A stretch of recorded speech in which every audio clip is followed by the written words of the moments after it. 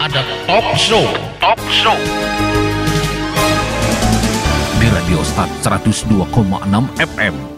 Assalamualaikum warahmatullahi wabarakatuh. 102,6 FM, saturasi suara satu kata penuh makna pasti selalu di hati.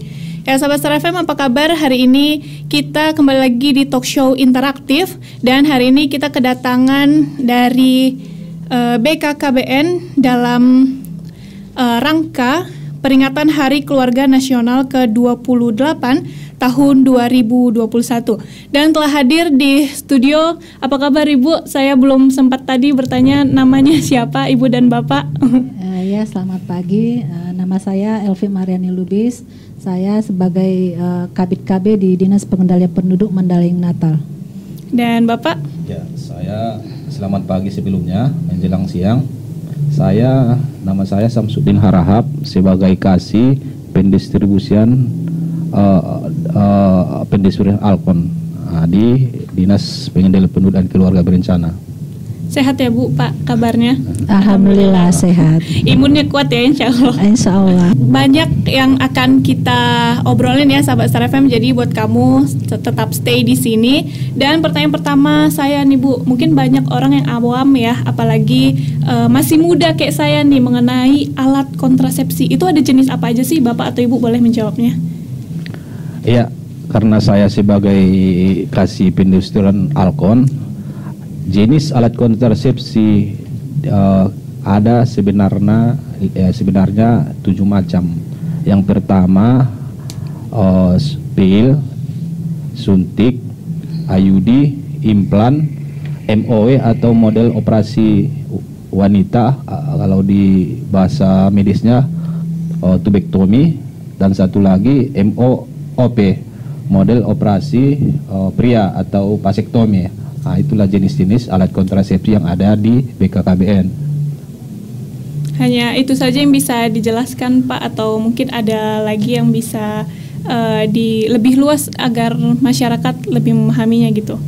Ya, dari 7 jenis alat kontrasepsi ini sebenarnya dibagi 2. Yang pertama dia hormonal dan non-hormonal. Yang dibilang hormonal itu seperti pil, suntik, itu seperti pil suntik. Non hormonal yaitu termasuk implan, IUD. Kalau tadi jenis yang satu lagi dia modal operasi, dia operasi ringan, dia udah model kontak operasi pria dan wanita itu udah model kontak itu yang operasi yang sudah mantap gitu. Jadi istilahnya nggak bisa lagi dikembalikan seperti biasa. Dan apa sih tujuan dari program keluarga berencana ini? Mungkin Ibu boleh menjawabnya. Saya akan coba jawab. Tujuan program keluarga berencana itu ada beberapa tujuan penting dilaksanakannya program keluarga berencana. Di antaranya membentuk keluarga kecil sejahtera sesuai dengan kondisi ekonomi keluarga tersebut. 2. Mencanangkan keluarga kecil dengan cukup 2 anak. Seterusnya, mencegah terjadinya pernikahan di usia dini. Menentukan angka kematian ibu dan bayi akibat hamil di usia yang terlalu muda atau terlalu tua, atau akibat penyakit sistem reproduksi. Terakhir, menekan jumlah penduduk serta menyeimbangkan jumlah kebutuhan dengan jumlah penduduk di Indonesia. Oke, selanjutnya Bu, apa sih manfaat dari si keluarga berencana ini? Tadi kan Ibu sudah menyebutkan ada beberapa tuh. Lalu tujuan lebih dalamnya lagi apa tuh Bu? Adapun tujuannya yaitu menjaga kesehatan ibu dan bayi. Program kehamilan direncanakan dengan matang akan memberikan dampak baik bagi kesehatan ibu dan bayi. Selain itu juga program KB memberikan pengarahan mengenai langkah-langkah menjaga ibu dan bayinya, baik sebelum maupun setelah melahirkan. Yang kedua, mendorong kecukupan ASI dan pola asuh yang baik untuk anak. yaitu dengan program KB, suami istri merencanakan waktu kehamilannya dengan tepat. Hal ini erat kaitannya dengan kecukupan ASI dan pola asuh anak. Idealnya untuk jarak anak pertama, kedua dan ketiga antara 3 sampai 5 tahun. Dengan jarak waktu ini ada pertama bisanya mendapat manfaat ASI yang maksimal, yaitu ASI eksklusif dan ASI hingga 2 tahun. Tidak hanya itu, anak juga bisa mendapatkan perhatian penuh dari orang tuanya selama masa perkembangannya. Kedua hal ini akan tentu sangat berdampak positif bagi anak. Berarti sangat penting ya Bu, untuk suami istri saling bekerja sama ya untuk anaknya, bagaimana konsumsi ASI, butuh berapa jarak anak. Sebenarnya sepenting apa sih Bu jarak anak yang pertama dan yang kedua itu untuk si ibu dan anaknya ini? Untuk kan ini sebagai anak, untuk jaraknya pun kan si ibu pun ada masa untuk mengasuh anaknya biar tambah erat ke ibu. Apabila dia masih kecil kan nanti lahir anak yang kedua lagi kan otomatis perhatian ibu ke anak yang kedua, yang pertama kan jadi nggak ini kececeran ya kalau kata orang ini, kececeran anak yang belum selesai tumbuh, dia. Maksudnya belum bisa mandiri sepenuhnya, sudah lahir lagi adiknya. Dan apa saja sih Bu, ada kandungan hormon di kontrasepsi itu ada apa aja sih? Kandungan di dalam kontrasepsi yang digunakan yaitu kondom, tidak ada kandungan hormon kalau kondom, yaitu digunakan untuk mencegah kehamilan. Kondom hanya mengandung pelumas dan kadang ada komponen spermisidanya. Selanjutnya kalau IUD dari tembaga juga tidak ada hormon, digunakan karena tembaga serviks yang diandalkan. Kalau menggunakan hormonal baik pil atau IUD ataupun suntik, hormon akan dimasukkan ke dalam tubuh. Hormon akan bekerja layaknya hormon yang dimiliki oleh tubuh. Alat-alat kontrasepsi yang mengandung estrogen dan progesteron selanjutnya ada juga yang mengandung hormon tiruan bernama progestin. Semua alat kontrasepsi kandungannya berbeda-beda. Takarannya pada dokter atau bidan sebelum menggunakannya. Lalu apa sih Bu, ada nggak sih efek samping dari menggunakan alat kontrasepsi ini? Efek sampingnya dari alat kontrasepsi tetap ada, meski setiap orang akan mengalami hal-hal yang berbeda-beda. Efek samping pertama yaitu kontrasepsi adalah rasa sakit hingga perdarahan. Rasa sakit dialami pada wanita yang melakukan IUD, yaitu pria yang melakukan vasektomi, yang operasi kecil, juga mengalami yang sama. Wanita yang menggunakan KB hormonal juga mengalami gangguan pada tubuh. Yang paling sering terjadi adalah kenaikan berat badan, jerawat, dan kadang-kadang perasaan tidak nyaman di tubuh. Berarti hormonnya terganggu ya Bu? Hormonnya terganggu. Lalu ada rentan waktu nggak sih untuk penggunaan si alat kontrasepsi ini? Ya, tergantung alat kontrasepsinya. Misalnya kalau suntik kan ada yang 1 bulan, ada yang sampai 3 bulan. Sedangkan implan masanya ada yang 3 tahun. Dan kalau IUD ada 8. Yang 3 sampai 5. Berarti setiap alat kontrasepsi ini berbeda-beda ya Bu? Iya, berbeda-beda. IUD bertahan selama 3 sampai 10 tahun. Makanya ada bilang MKJB MKJB. Jadi kalau masing-masing alat kontrasepsi ada istilahnya jangka pendek jangka pendek, jangka panjang si penggunaannya ya. Dan ada penyebabnya nggak sih Bu, seperti berhentinya menstruasi pada perempuan? Ya, tidak semua kontrasepsi ada yang sama. Tapi beberapa jenis kontrasepsi seperti IUD membuat wanita mengalami menstruasi tidak banyak.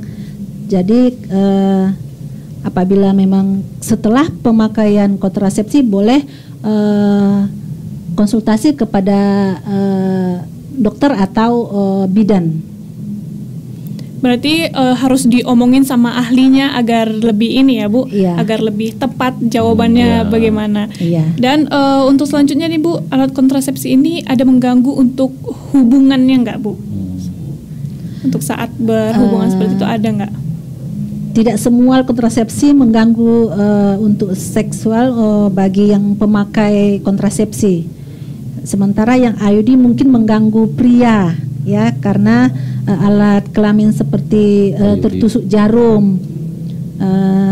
Selebihnya tidak ada gangguan sehingga dilakukan seperti biasa. Terus Bu, ini dengan memakai alat kontrasepsi ini sama halnya nggak sih akan bebas terhadap penyakit gitu? Ada nggak Bu? Itulah kan ini kesalahan terbesar bagi paling banyak dilakukan oleh pasangan. Mereka selalu menganggap kalau kontrasepsi bisa mencegah penularan penyakit seksual. Akhirnya mereka tidak menjaga diri saat berhubungan suami istri. Memakai kontrasepsi tidak semerta-mertanya untuk melindungi kita semua dari penyakit menular. Dari semua alat kontrasepsi yang digunakan, hanya kondomlah yang bisa digunakan untuk mencegah penyakit menular. Meski bisa mencegah secara umum, ada beberapa penyakit seks yang tidak bisa dicegah dengan kondom. Penyakit akibat virus HPV yang menyebabnya kulit kelamin yang herpes bisa menular dengan hanya sentuhan saja. Berarti walaupun memakai alat kontrasepsi tidak menutup kemungkinan penyakit kelamin akan tetap datang ya Bu? Iya. Dan siapa aja sih yang harus menggunakan alat kontrasepsi ini? Untuk alat kontrasepsi yang digunakan pada ibu usia subur atau laki-laki yang mampu atau laki-laki perempuan yang berusia 19 sampai 49 tahun. Lalu di mana untuk mendapatkan alat kontrasepsi ini masyarakat tuh harus kemana gitu Bu? Ya, kalau alat kontrasepsi ada di puskesmas atau fasilitas kesehatan yang terdekat, yang terjangkau di tempat masing-masing. Benar nggak sih Bu, suntik KB 3 bulan itu bikin si ibunya atau si perempuannya gemuk? Mungkin orang banyak takut kali melakukan suntik KB karena takut gemuk gitu Bu. Ya, benar nggak Bu? Iya, kadang kan ibu-ibu kalau diajak nanti gemuk ya Bu ya katanya kan ya. Di sini juga memang memiliki efek samping gemuk karena obat kontrasepsi kan tersebut menahan cairan dalam sel, sehingga sel tubuh membesar, berat badan pun jadi bertambah. Jadi bertambah ya. Hormonnya terganggu juga nggak Bu? Ya, yang namanya kita kan memberikan misalnya dia suntikan, ya kan dimasukkan hormon.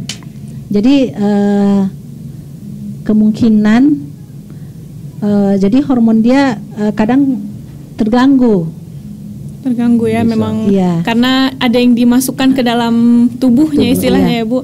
Dan ada nggak sih Bu cara metode kontrasepsi yang paling efektif tuh apa? Mungkin untuk orang milih kan tadi ada beberapa alat kontrasepsi itu, yang paling efektif itu apa Bu? Sebenarnya yang paling efektif bagi yang tidak bekerja keras sih ya, IUD yang itu yang dipasang di dalam rahim atau AKDR namanya. Metode kontrasepsi yang cukup banyak diminati, sekitar 99,5% dalam mencegah kehamilan. IUD cukup efektif mencegah kehamilan. Dan yang terakhir ya Bu, pertanyaan terakhir nih di perbincangan kita hari ini mengenai suami istri mungkin yang ingin stop ya, bahasanya stop memiliki anak, jadi mungkin udah cukup nih. Biasanya mereka harus bagaimana nih Bu? Pasangan suami istri yang tidak merencanakan kehamilan atau tidak ingin menambah anak, maka bisa dipertimbangkan untuk memilih metode kontrasepsi yang bersifat jangka panjang. Atau yang bisa dipilih yaitu ya tubektomi sama vasektomi. Berarti langsung yang jangka panjang ya Bu, iya, agar si alatnya ini bekerja lebih lama ya. Iya. Soalnya dia tidak bisa lagi dikembalikan dengan semula. Oh, jadi kalau memakai si jangka panjang ini tidak bisa istilahnya di kayak yang per bulan iya, atau per apa tadi iya. ya Bu. Oh, oke. Baik, sahabat Star FM, itu dia tadi perbincangan kita ya mengenai keluarga berencana. Dan yang terakhir Bu, mungkin diberi himbauan kepada masyarakat nih mengenai peringatan Hari Keluarga Nasional. Boleh langsung saja Bu. Ya. Saya sebagai KB di Dinas Pengendalian Penduduk Keluarga Berencana, dalam rangka memperingati Hari Keluarga Nasional yang ke-28 tahun 2021, kami dari Dinas Pengendalian Penduduk dan Keluarga Berencana Kabupaten Mandailing Natal akan melaksanakan pelayanan KB serentak 1 juta akseptor pada hari Kamis tanggal 21 Juni 2021 di seluruh puskesmas atau fasilitas kesehatan se-Kabupaten Mandailing Natal. Jenis pelayanan KB terdiri dari pil, suntik, kondom, IUD, dan implan. Untuk itu pelaksanaannya harus tetap melaksanakan protokol kesehatan sesuai dengan panduan pelaksanaan pelayanan KB pada masa pandemi COVID-19. Kami harap kepada seluruh masyarakat yang masih pasangan usia subur atau yang berusia 19 sampai dengan 49 tahun yang belum ber-KB agar datang ke puskesmas atau fasilitas kesehatan terdekat untuk mendapatkan pelayanan KB gratis atau langsung menghubungi petugas lapangan keluarga berencana yang ada di desa masing-masing. Bangga Kencana, berencana itu keren. Ayo ikut KB, 2 anak lebih sehat. Gitu ya, sahabat Star FM, 2 anak lebih sehat. Ya, sahabat Star FM, itu dia perbincangan kita hari ini. Dan jangan kemana-mana karena setelah ini masih ada program selanjutnya. Buat kamu juga pantau terus talk show interaktif kami yang akan ada setiap minggunya. Wassalamualaikum warahmatullahi wabarakatuh. Horas.